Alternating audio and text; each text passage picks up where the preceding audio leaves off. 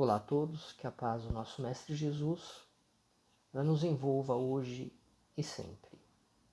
Meu nome é João Luiz e eu fui convidado para fazer a reflexão do capítulo número 5 do Evangelho segundo o Espiritismo, Bem-aventurados os aflitos. E nós vamos tratar dos 3 primeiros itens desse capítulo, que seriam a justiça das aflições, as causas atuais das aflições e as causas anteriores às aflições. Mas antes de nós começarmos, eu gostaria de fazer uma pequena prece. Eu convido a todos que fechem os seus olhos, que se concentrem em suas respirações. E à medida que formos respirando, vamos relaxando a nossa mente, relaxando o nosso corpo. Vamos nos desligando de todas as nossas preocupações, dos nossos afazeres, e vamos levando o nosso pensamento à espiritualidade maior, em especial ao nosso mentor individual, esse amigo de todas as horas que está sempre conosco, sempre nos ajudando, sempre nos intuindo. E vamos agradecer a sua presença, o seu carinho, a sua dedicação. E junto dele, vamos nos elevando até as esferas azuis de Maria de Nazaré, a mãe de Jesus, que é também a nossa mãe espiritual. E ela nos cobre com seu manto azul, que nos traz muita paz, muita tranquilidade, que renova a nossa fé e a nossa força para continuarmos em frente. E a nossa Mãe Maria pega-nos pelas mãos, como crianças espirituais que somos, e nos leva até seu Filho amado, nosso Mestre Jesus. Jesus nos abraça e está feliz por estarmos hoje aprendendo um pouco mais sobre o seu Evangelho de luz e de amor. E junto de Jesus, nos levamos até Deus, o nosso Pai, e de joelhos agradecemos por tudo que somos, por tudo que temos, principalmente por tudo que aprendemos. E agradecemos também por esta encarnação, por estarmos dando mais um passo em nossa evolução.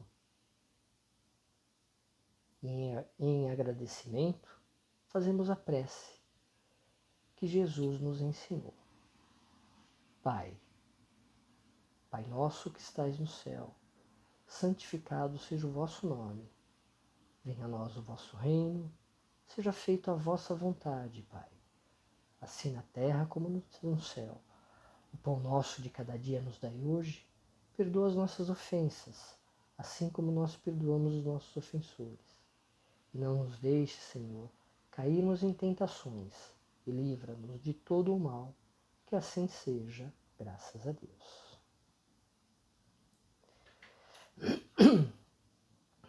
Bom, o capítulo 5, Bem-aventurados os aflitos, ele é o maior capítulo que nós temos no Evangelho segundo o Espiritismo. É nele que também contém a maior quantidade de mensagens e instruções dos Espíritos. E Kardec, ele inicia esse capítulo com trechos dos Evangelhos de Lucas e de Mateus, com mensagens muito consoladoras, que foram ditas e pregadas por Jesus no Sermão da Montanha, ou Sermão do Monte. Então, o que seria bem-aventurados os aflitos? Se nós procurarmos no dicionário, nós vamos encontrar a seguinte definição. Bem-aventurados, aquele que faz jus, a bem-aventuranças, que se encontra em estado de santidade, aquele que chegou, que alcançou esse estado. Ele é feliz, ele é afortunado, é aquele que é favorecido pelo céu. E a palavra aflito, o que diz o dicionário? Aquele que está com aflição, angustiado ou atormentado. Então, se nós fizéssemos uma tradução simples do que seria bem-aventurados os aflitos, nós teríamos mais ou menos o seguinte: felizes dos aflitos, ou feliz de quem tem aflição. E nos parece no primeiro momento um pouco contraditório, porque como é que alguém aflito, que tem uma aflição, ele pode estar feliz? Então vamos ver o sentido disso, mas na visão espírita. O que o Espiritismo diz com relação a bem-aventurados os aflitos? Então, logo no início do capítulo, nós temos a justiça das aflições. E Kardec, ele nos recorda o capítulo número 2 do Evangelho segundo o Espiritismo, onde consta: meu reino não é deste mundo. E Kardec explica que as promessas que Jesus faz às pessoas é sobre a vida futura, é o que eles vão receber na vida espiritual. As recompensas vão ser dadas na vida espiritual e não na nossa vida terrena, enquanto nós estivermos encarnados. Mas por que isso? Por que nós não vamos receber enquanto encarnados? Porque nós ainda vivemos num planeta de expiação e provas. E o que é um planeta de expiação e provas? É um planeta onde ainda impera, reina o mal e não o bem. E aonde nós ainda teremos que passar por muitas aflições. E nós, quando passamos por alguma aflição, nós às vezes questionamos: por que nós estamos passando por isso? Por que eu estou passando por isso? E muitas vezes também nós nos questionamos: por que de tantas aflições? Por que de tantas enfermidades, de tantas injustiças, de tantas guerras? E aí, se nós pegarmos o Livro dos Espíritos, o item número 13, lá diz o seguinte: que Deus, ele é soberanamente justo e bom. Então, se Deus é soberanamente justo e bom, por que das aflições? De tantas aflições. Na realidade, o que nós vemos são os efeitos, são as consequências. Todo efeito, ele tem uma causa. Toda causa tem um causador. E sempre tem uma origem. Então, quando nós passamos por aflições, nós sempre procuramos as causas. Isso é verdade. Mas raramente ou nunca nós procuramos dentro de nós mesmos. Porque se assim o fizermos, nós vamos descobrir que as causas de todas as nossas aflições somos nós mesmos. Nós somos os causadores dessas aflições. E o próprio Cristo, ele nos diz que nós teremos o reino dos céus, nós chegaremos ao reino dos céus. Mas como é que nós vamos conseguir chegar no reino dos céus? Um dos caminhos é através do sofrimento. Para isso, por que a gente sofre? Para que a gente possa desenvolver a nossa moral. E quando nós tivermos uma moral mais elevada, sim, nós teremos jus ao reino dos céus, como diz Jesus. E as causas atuais das nossas aflições, elas têm duas origens. Nós temos uma origem que é dessa existência e origem de existências passadas, de vidas passadas. Quando nós falamos de causas nessa existência, a gente consegue entender um pouco melhor, porque a gente sabe que o que nós estamos resgatando agora são coisas que nós fizemos nessa encarnação mesmo. Muitas vezes nós temos consciência do que nós fizemos. Eu gostaria de dar alguns exemplos. Um homem que ele fumou durante a sua vida toda e no final da vida ele acaba adquirindo um câncer de pulmão incurável. A culpa é de Deus? Não, não é de Deus. A culpa é dele, que ao longo de sua vida adquiriu um vício que prejudicou a sua saúde. Um outro exemplo, casais que se unem apenas com interesses materiais.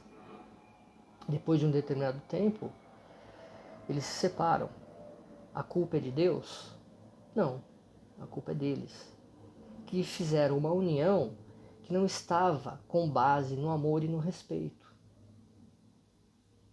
Mais um exemplo. Uma criança que na sua tenra infância ela já demonstra tendências ruins, mas os pais acham bonitinho, acham engraçadinho e não a corrigem. Com o passar do tempo, essa criança se torna rebelde. E aí ela não obedece os pais, não obedece os professores, não obedece a polícia, não obedece a sociedade. A culpa é de quem? De Deus? Não. Os pais poderiam, pelo menos, ter tentado conduzir a educação dessa criança de forma diferente. Então, as causas atuais das aflições, a gente consegue entender um pouco melhor. Por quê? É o resultado do nosso dia a dia. É o resultado de como nós nos conduzimos nessa encarnação. E isso não tem a ver com vidas passadas. Tem a ver com o que nós estamos fazendo. E tudo que nós fizermos, nós somos responsáveis. É a lei. Então, se fizermos coisas erradas, nós teremos que resgatar essas coisas. Mas Deus, Ele é infinitamente bom e misericordioso. E todas as vezes que nós nos propomos a pagar as nossas dívidas, Deus nos dá um desconto enorme. E eu gostaria de citar uma frase do nosso querido Chico Xavier, que ele diz o seguinte: Deus aceita o nosso pagamento em suaves prestações daquelas dívidas que nós fizemos no atacado. Então as nossas aflições, elas têm uma causa e um causador. Elas podem ser dessa existência de existências anteriores. E tem pessoas que chegam a criticar a doutrina espírita pelo fato de que nós não nos recordamos de vidas passadas ou de ações passadas.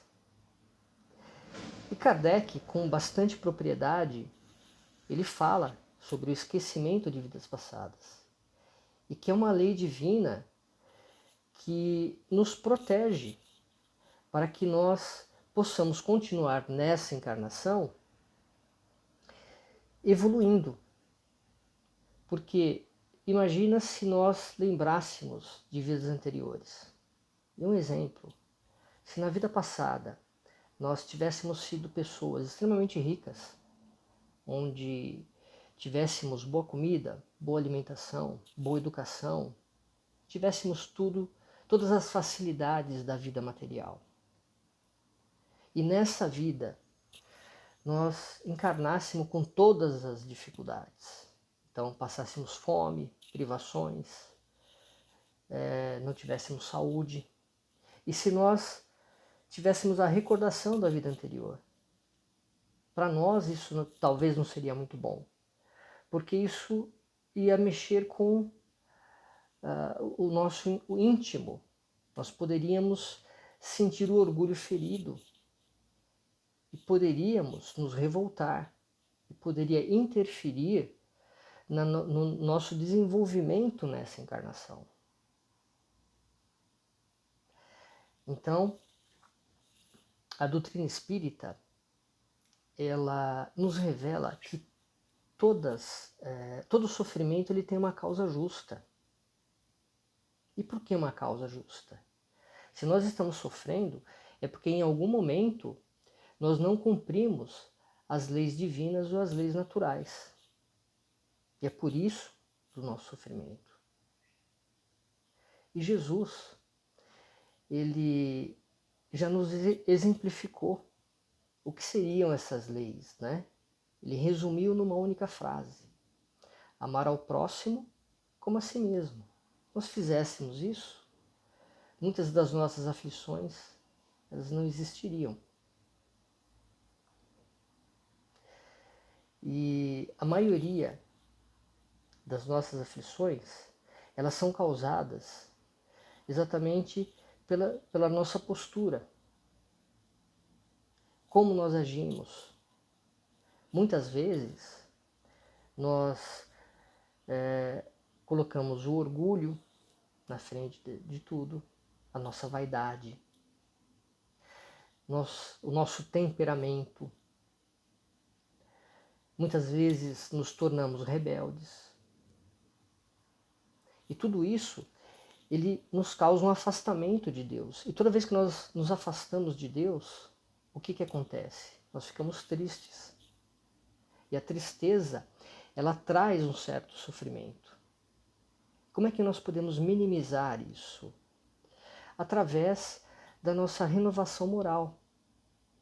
Quando nós tivermos consciência disso e colocarmos em prática, nós começaremos de novo a nos ajustar às leis de Deus, a nos aproximar de Deus. E Deus, Ele nos criou para sermos felizes, quer nós queremos ou não. Esse é o objetivo. E isso é a nossa destinação, é onde nós vamos chegar. Porque é assim que Deus quer, é assim a lei. Eu gostaria que essa última frase ficasse como uma reflexão durante a semana. E eu gostaria de encerrar as nossas reflexões de hoje fazendo uma vibração. Eu pediria novamente que todos fechem seus olhos, vamos nos ligando novamente à espiritualidade maior e vamos vibrar. Vibrar é o mesmo que desejar. Vamos vibrar muito amor ao planeta Terra, principalmente nos locais onde hajam guerras, conflitos, fome e catástrofes naturais. Vamos vibrar também pelo nosso país, para que haja paz, união e fraternidade, e que todos os nossos governantes sejam sempre intuídos e amparados pela espiritualidade maior, para tomarem as melhores decisões em favor da população e principalmente das pessoas mais carentes. Vibremos especialmente para todos os enfermos, independente do tipo de doença, para que todos possam ter serenidade, confiança, que possam manter a fé, certos de que Deus não desampara ninguém. Vibremos por todas as famílias e lares da Terra, para que possam fazer o melhor pelos seus relacionamentos e pela sociedade. Deixamos uma vibração em aberta para que os amigos da espiritualidade façam um bom uso dela. E pedimos permissão para vibrarmos por nós mesmos, pelo fortalecimento da nossa fé, e que possamos continuar trabalhando e nos esforçando neste caminho que escolhemos. E que a paz do Mestre Jesus nos envolva hoje e sempre. Graças a Deus. Muito obrigado.